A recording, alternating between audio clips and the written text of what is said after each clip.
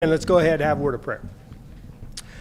Our dear Heavenly Father, we thank you so much for this evening, that we are able to gather in peace to meditate on your word, to search out the things that you would want us to know, and that we might grow, and that we might become more godly in our own actions, our own speech. Help us also to change our heart, that the thoughts and intentions of it seek after your righteousness and your goodness. And we thank you for all the blessings we have, especially your word and the church, that we can be a part of your family. And we know all of these things come because Jesus himself, he gave himself as the perfect lamb that we might be united with you for eternity. So we thank you for all these blessings. In Jesus' name, amen. Okay, I know I got through verse 16. I don't think I hit the last paragraph of Ruth 2 last week. But I know we had talked about, she was surprised why she had found favor in Boaz's sight. And then he told her, hey, I've heard all that you did for Naomi. And so then, when mealtime came for all those who were harvesting, he said, hey, come and sit with us, and you can eat amongst us. And so she was able to eat and be satisfied with all the food, and then even have leftover. And then even when she went out to glean after the reapers, afterwards, he even told, his young men who were reaping, he says, listen, go ahead and let her glean amongst the actual harvest, and then also pull out some from the bundles for her, leave it for her on the ground to pick up, basically. And so he's make it easier for her, make it even easier. And then says, so she gleaned in the field until evening, verse 17. Then she beat out what she had gleaned, and it was about an ephah of barley. So that ephah was about 11 2-quart or 2-liter soda bottles. So if you picture a soda bottle, a 2-liter soda bottle, 11 of those. So after having, gotten all of the, this was a barley harvest, so gotten all the barley and then kind of beat it out, so she just had the kernels and got rid of all the chaff. So she has 22 of that. So that's a fairly sizable amount for a day for her and Naomi. And most likely, she would have taken that home since she was doing the reaping for her and Naomi. Naomi would have probably been at home after that, grinding all of those barley kernels in order to make bread, because that's kind of, somebody had to go reap it, and then somebody else had to grind it all into flour that you could use to bake. And so, but anyway, so she took it up, went into the city. Her mother-in-law saw what she had gleaned. So we actually learned a little bit of something there, because I think last week we even talked about it. Hard to say exactly where they were living when they initially moved back to Bethlehem, but it does tell us that the two of them were living in the city.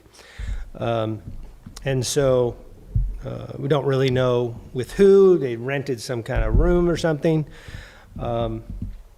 But anyway, her mother-in-law saw what she had gleaned. She also brought out and gave her what food she had left over after being satisfied. So why should she grab all the food, right? Because she takes home all the barley. Naomi can't eat all that barley. It's not ready to actually digest yet. So, you could take a couple little kernels, but, that's not really going to be a regular meal. So she's bringing home a lot of the food from their feast as well. So she has food to eat that night.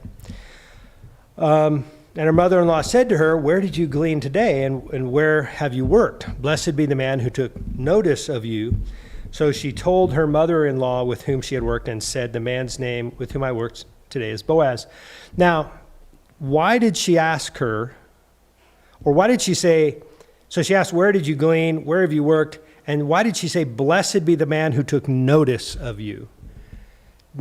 doesn't that almost strike you that she's surprised at how much she has brought back? You're like, oh, well, you just kind of going out and following people, you wouldn't have gotten this much. So somebody took notice of you and helped you. So that's kind of what she understands. And then she says, oh, it was a man named Boaz. And Naomi said to her daughter-in-law, may he be blessed by the Lord, whose kindness has not forsaken the living or the dead.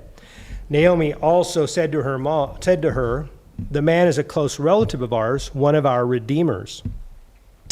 And Ruth the Moabite said, besides, he said to me, you shall keep close by my young men until they have finished all my harvest.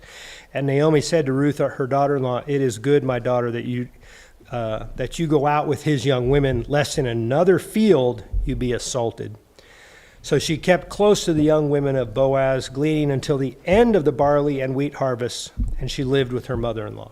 So I don't know how long this particular one that was mentioned early on was a barley harvest. I don't know what time frame barley and wheat is. I don't know if anybody else has any sense of how long that is before they finish the harvest.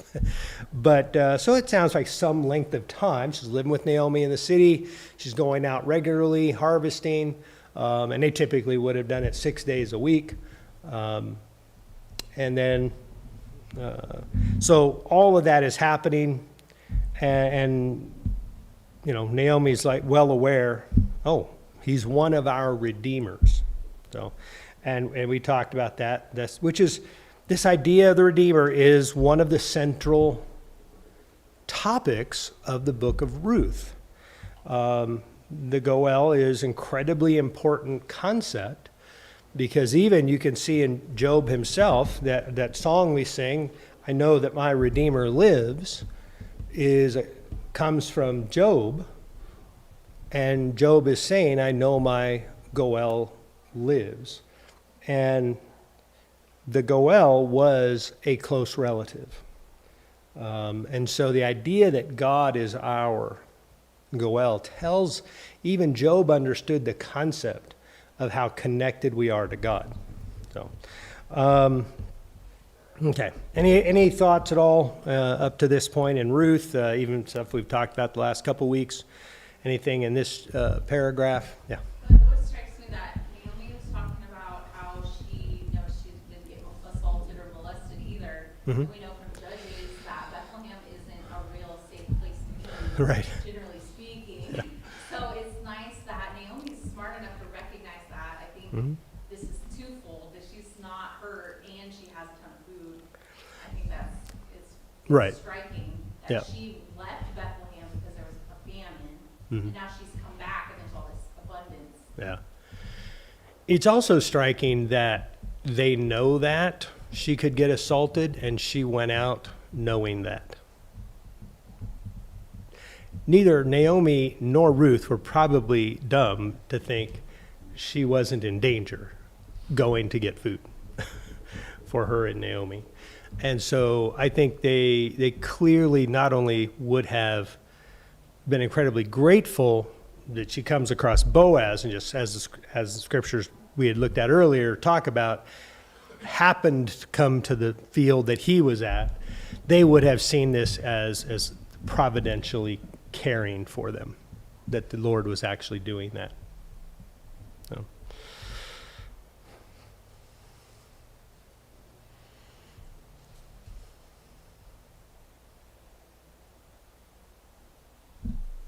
Actually, I think I mentioned, I think it was a couple of Sundays ago, I mentioned a little bit about something I'll probably talk a bit about Sunday, that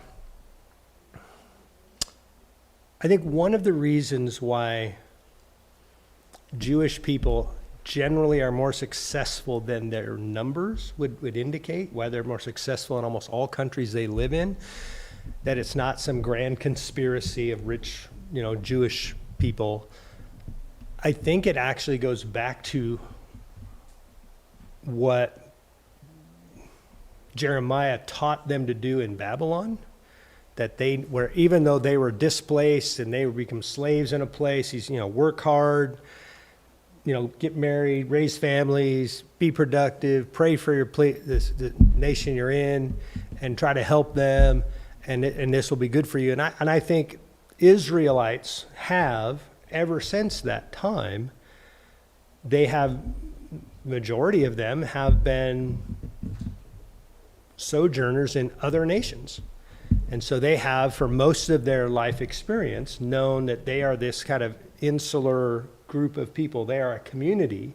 But this concept of Redeemer, it goes beyond simply helping one another. And it goes to the idea of lending. So I think I talked about this maybe a week or 2 weeks ago.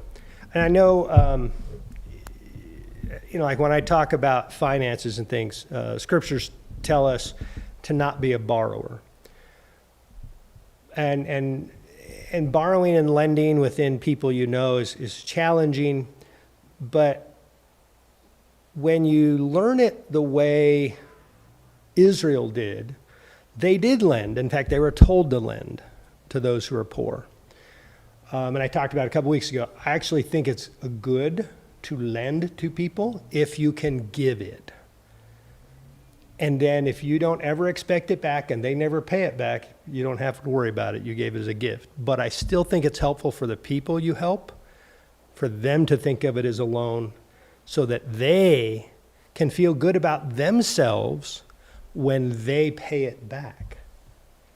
So now it should be with no interest, because that's the concept of usury from the law. Jews were not allowed to do that for one another.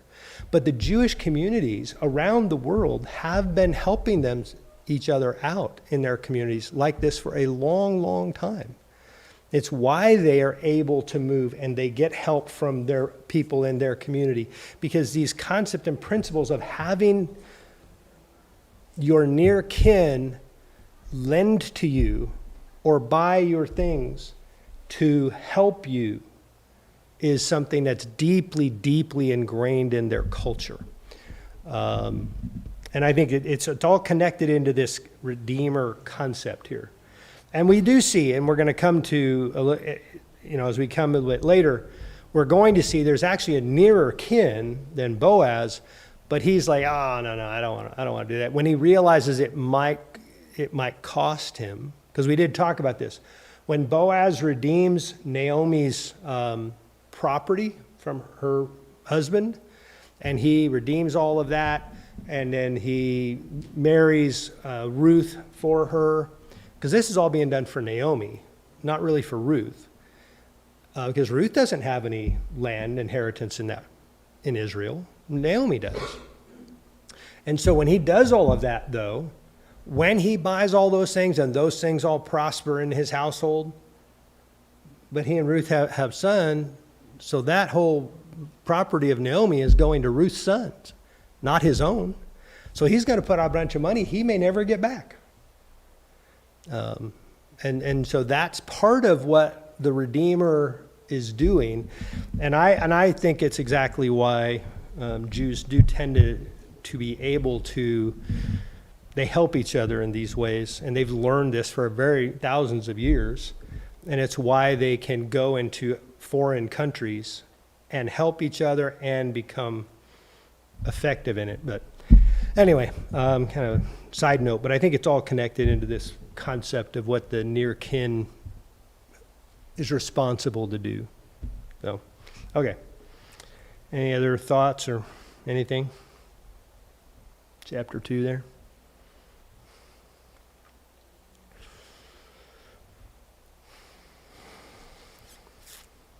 Okay. So then chapter 3, then Naomi, her mother-in-law, said to her, so some time has gone by since that first, day of harvesting.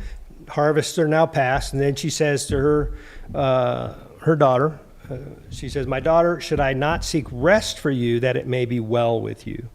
Now, we talked about this a couple weeks ago because I said in chapter 1, this idea of her wanting rest for her daughters-in-law, and that she needs to seek a husband for them to have this rest she's talking about.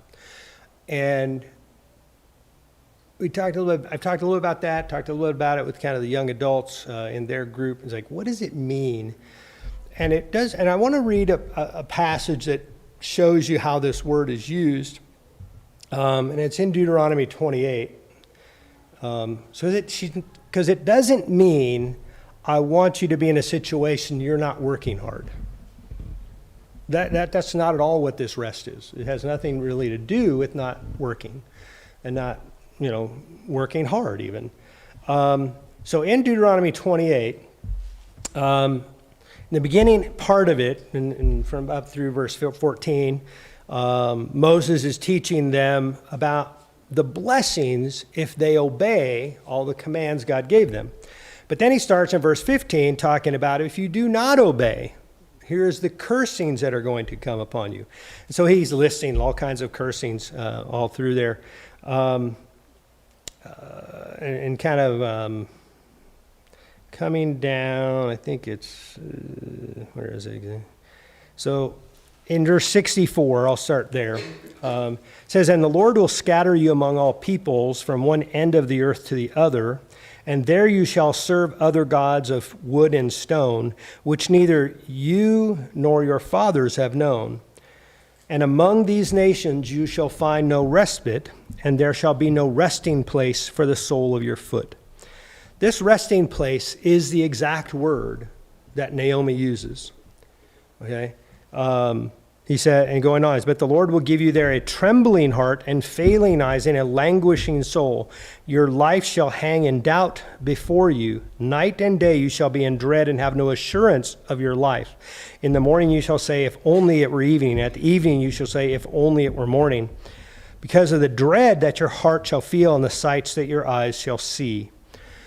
And so I think this really, to me, this helps understand what she's talking about. Because in their culture, there's really no way for a woman to have this kind of resting place that doesn't involve a man.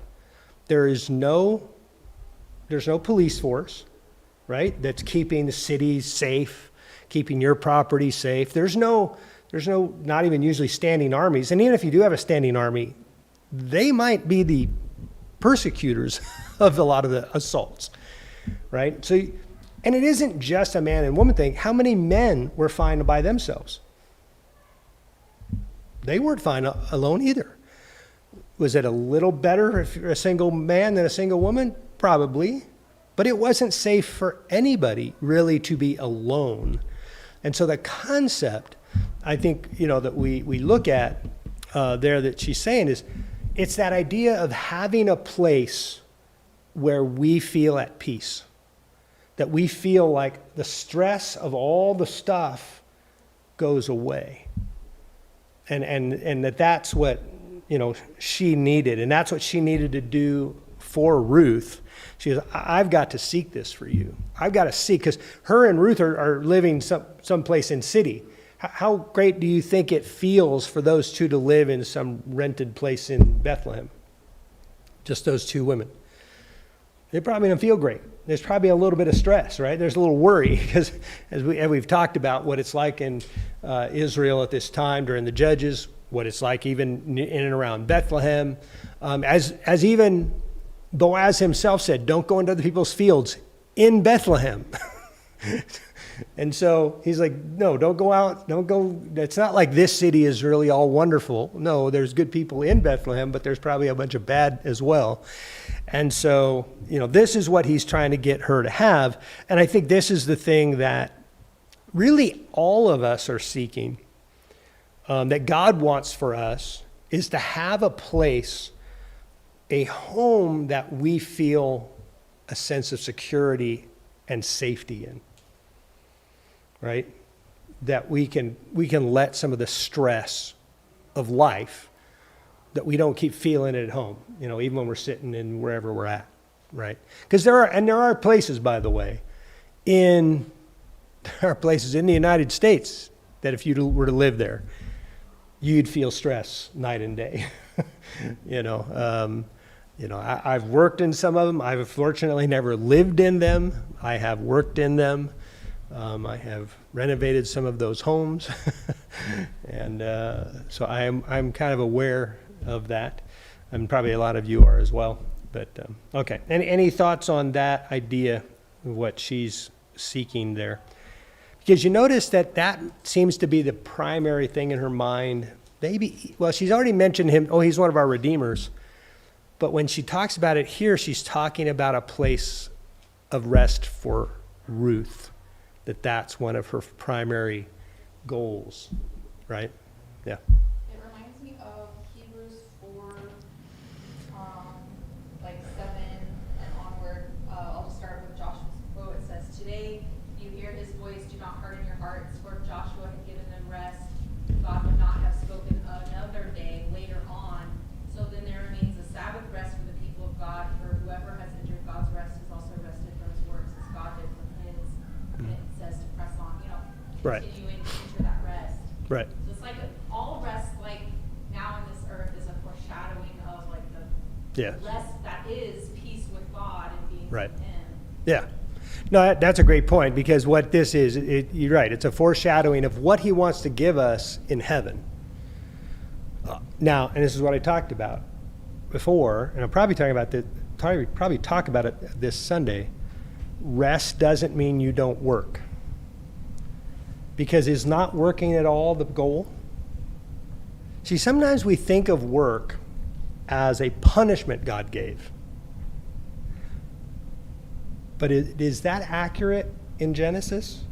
That he didn't give them work to do before the fall? No, as some kind of shaking their head. He already was expecting them to work the garden. That was wonderful and beautiful. He did not have them sitting around having grapes fall into their mouth from a vine that they didn't have to touch. That isn't the concept. And so even in eternal rest, I don't know if there's any places that really talk about it much, but if we're picturing like, I don't ever have to do anything again, that God will just make me this kind of, now I'm kind of a lazy slob. I don't know that that's really seen in God's word to us. I don't think that in his revelation to us. In fact, I would suggest, which I am going to talk about Sunday for sure, is that work is something God gave us as a blessing. It is not a curse to work. So, yeah. Okay. I appreciate that. Any other thoughts on just that idea? The idea of rest. This is why I talked about in the book of Ruth.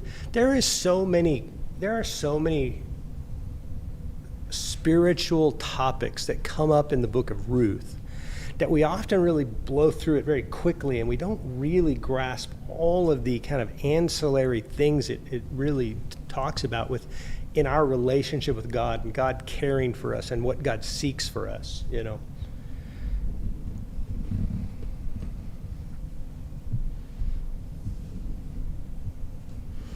Any wisdom out there? No? Okay.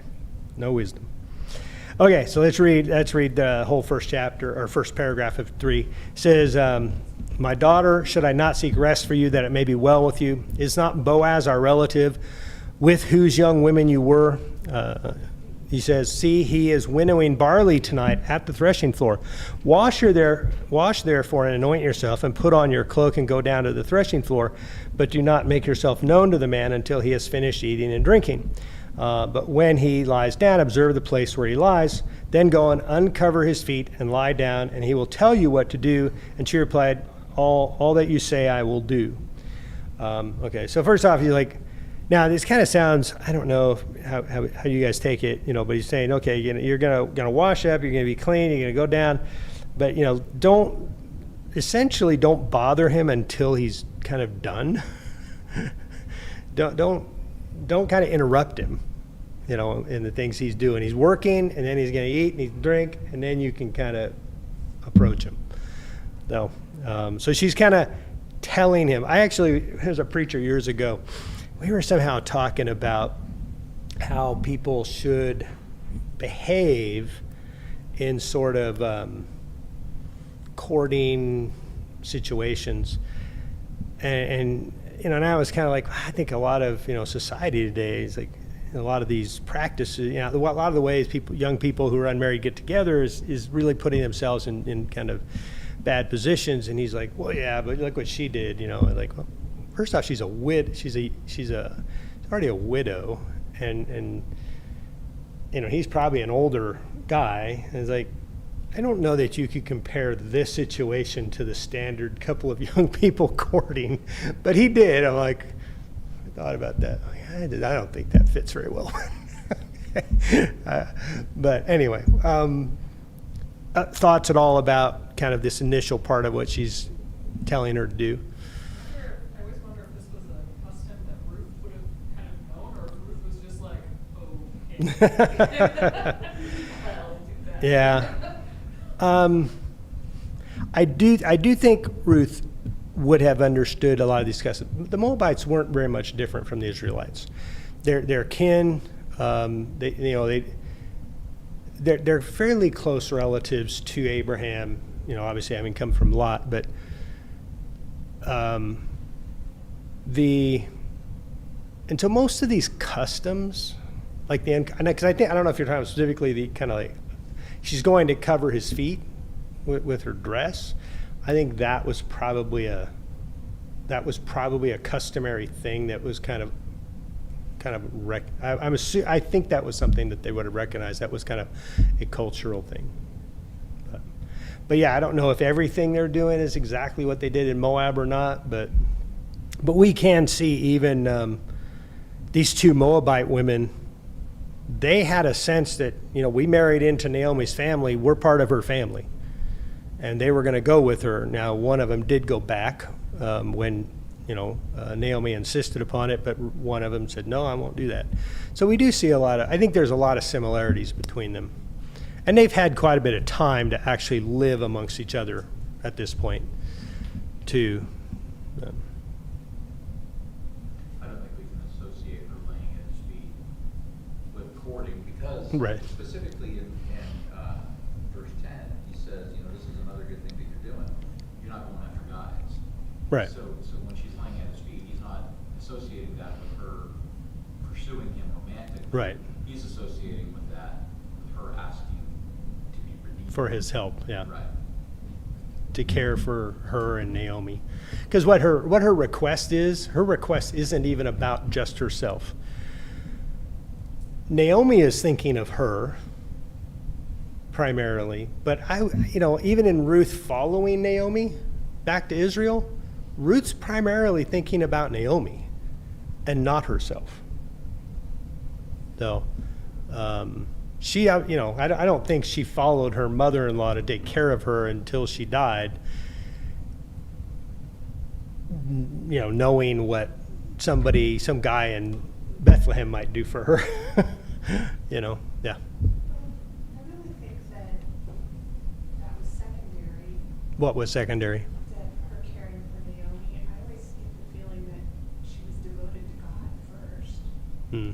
and then I don't. she said, "May your God be my God." And I think Yeah, she does do that. really that she became very faithful in the period Yeah. of time that she was in that family, and Right. part of that was caring for Naomi. Yeah. Yeah, I don't quite see it that way, but I think she was probably committed to Ruth first, and then that became her connection to God. That would be my guess. At what point is that connection to God kind of primary? I think you're right in the sense that it does shift from marrying into this family to her faith in God. That does become, central. But I think she does. If I go back in chapter 1, I'm pretty sure she says, even before she mentions God, though, she's like, I am going to take care of you until, nothing will separate us. I'm going to care for you. I think that comes for her. But I don't know that it makes that big of a difference. I think they're completely intertwined as well. Her care for Ruth, her care for Naomi is also what makes her kind of so godly to be faithful. And her faithfulness is what makes her so caring of Ruth. I don't know if that makes sense. I think that character in her is what makes both of those things happen. But, yeah. I also think that part of the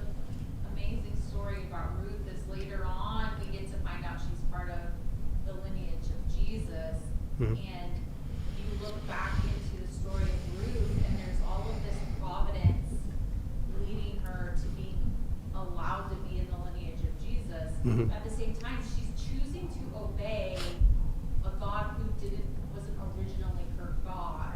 Right. And she's choosing to obey the customs of his people. Right. She's choosing to obey the redeeming rules. Yeah. She's choosing to obey her mother-in-law. So Ruth has done this faithful thing of obedience. Her faith and her obedience go hand in hand. Right. And God has put into place customs and laws that also lead her into this situation. And then, 1,000 years later, she is Yeah. part of the lineage of Jesus. Right. And I think you can make the exact same kind of observations about Rahab as well. Rahab's story, she doesn't come from people who were going to be blessed by God. She's coming from people who are going to be killed, and yet she not only converts and basically follows them, but also then is also in the lineage of Jesus. So it does show that, I think, because I actually do think this is a really, this is kind of a subtle theme throughout the Old Testament, where you see people who are not born in the right place, but who become central in faith towards God. That, in all the inheritors, essentially, from starting with Abraham, right? Well, his firstborn son doesn't get all the blessings. It's like he gets that we're not going to have the son of a woman. We're going to have the son of promise, the one that was a miracle baby, and he's not his firstborn. And then we're going to get the same thing kind of repeat itself with his kids, and then they will also, the one who's kind of legally the one who's supposed to get, the blessings of God. God doesn't give it to him. He gives it to somebody else who has a different heart than that one who, it would typically go to. And I think, and you can see all through scriptures that where people of tremendous faith, and not just faith in God, and this is where it goes to that faith and obedience. Faithfulness to God should mean, and I don't know that you can actually separate it, because if you do separate it, your faith in God is flimsy, your own trustworthiness. If you're not trustworthy, how faithful are you to God? And that those two things go hand in hand. And I think you see that in a lot of examples all through the scriptures, old and new.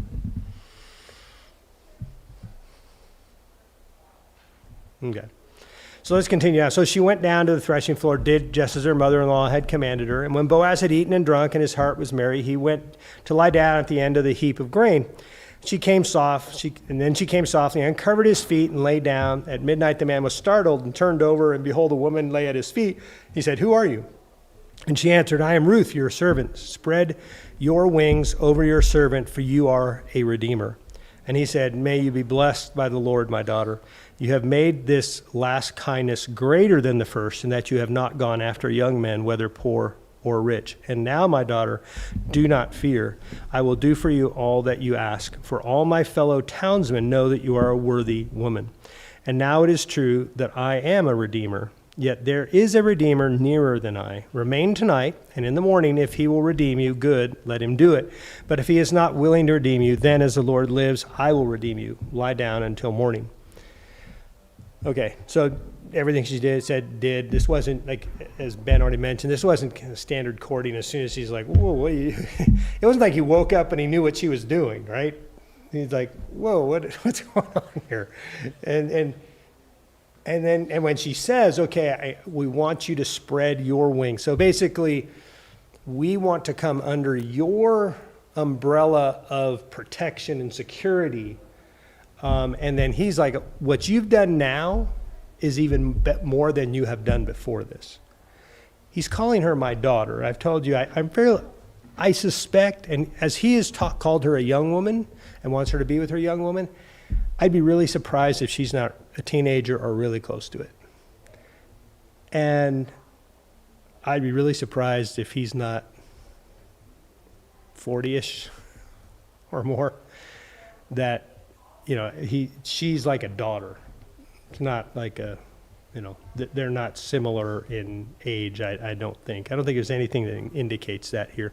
His position, that he seems to have a bit of wealth, would not be something you would typically see of a man in his 20s, their time frame. But he also knows there's another Redeemer. I think about the whole scenario. She is asking this guy, now, so she's met him. She's probably already like, well, she may not, whether she's attracted to him or not. Remember, we've talked. That doesn't have anything to do with this. This is not I can only do this if I'm, attracted to you. No, that's not at all part of this. That kind of like is not the central question or issue at hand. But because then he's saying, well, if there's somebody closer to me, if he's going to do it, then he'll do it. By all accounts, she doesn't even know who that is. Right? But do you have any, if that other person said he was going to do it, do you have any doubt that she would have done it? This other person she's never met? I don't doubt that. I suspect she would have done what she needed to do to care for herself, her mother-in-law, and all of her, mother-in-laws and her husband's inheritances, in order to pass that on to their children.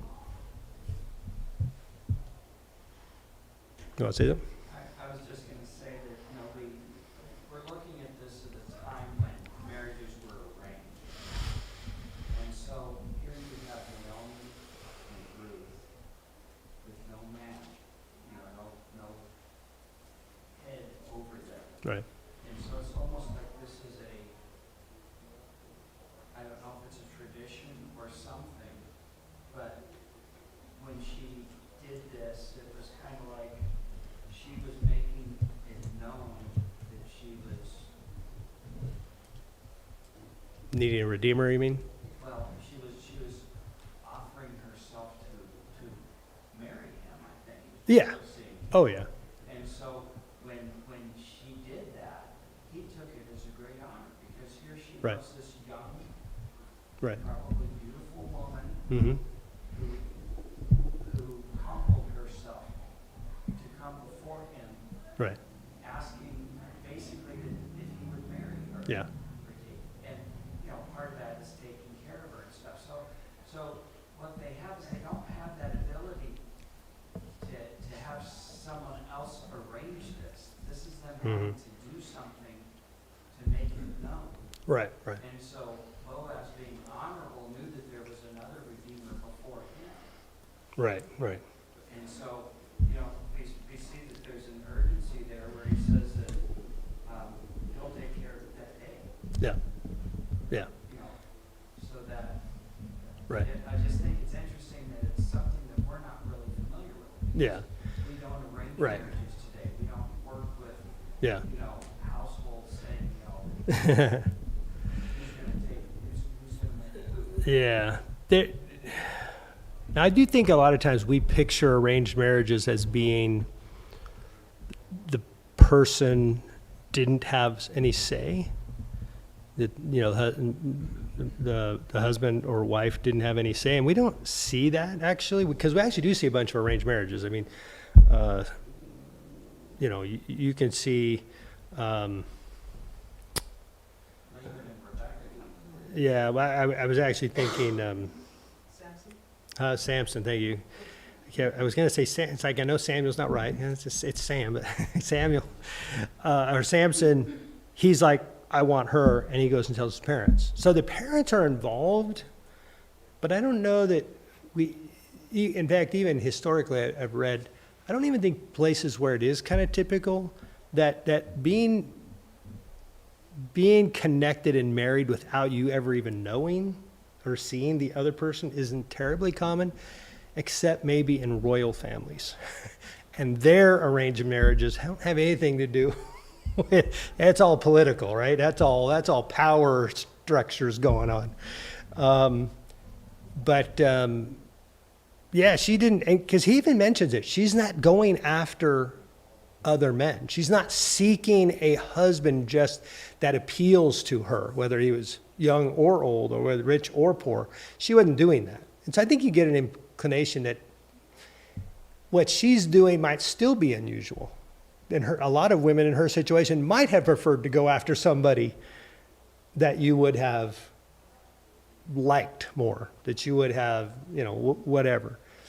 But you mentioned, I don't know which part you were thinking, whether it's cultural or not. I don't know what part you were referring to. What part were you thinking that whether this is cultural or not cultural? Well, I know it was cultural that they arranged marriage. Yeah, But- yeah.